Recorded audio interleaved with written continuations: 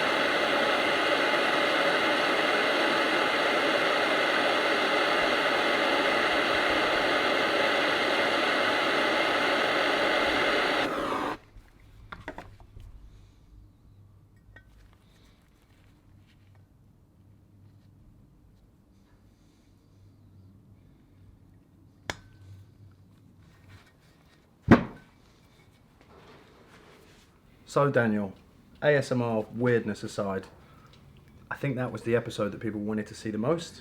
Yeah.